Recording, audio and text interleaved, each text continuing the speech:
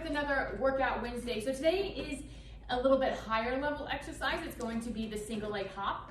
I'm going to show you how we can progress this though. So you'll start doing it in place and then we'll start making forward progress and getting to bigger jumps. But this is a great one for converting the strength that you've been working on to power and to running specific power. Since running is a series of single leg hops from one foot to the other, we want to make sure that we're able to transfer that strength and power we have with each step that we're taking. Warning to anyone that comes and runs on the treadmill, check that there's not expo markers wedged between the belt and the treadmill. You're crazy.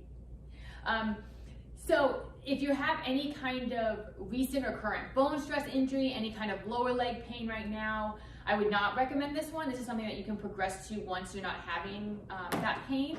And also, if you haven't been doing strength consistently for at least 4 to 6 weeks, I would hold off on adding this one since it is a higher level exercise. That I want to make sure that you have that big base of strength before we start adding in some of this other stuff. But it's pretty simple in terms of you don't need a lot of equipment for it, and you can start it with just doing a couple jumps and then progress with how many jumps that you're doing and how far you're going. So to start, you just stand on one foot and you'll jump in place. And the biggest thing is with it to be, to make it a true plyometric activity, as soon as you land, you want to jump up again.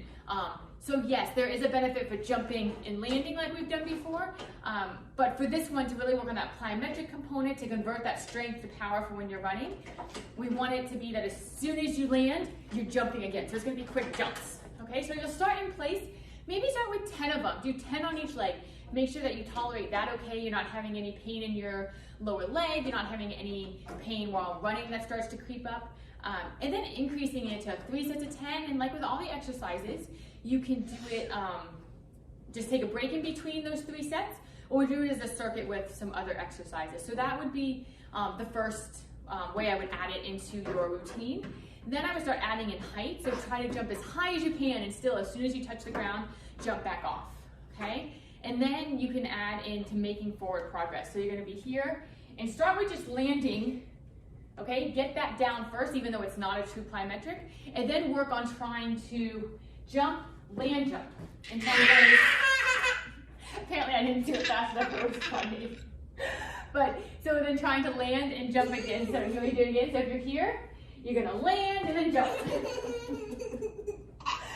And just working to add that into your routine. So great running specific plyometric exercise. Start with little jumps, progress to higher jumps, add in how many jumps you're doing, and then start to make forward progress.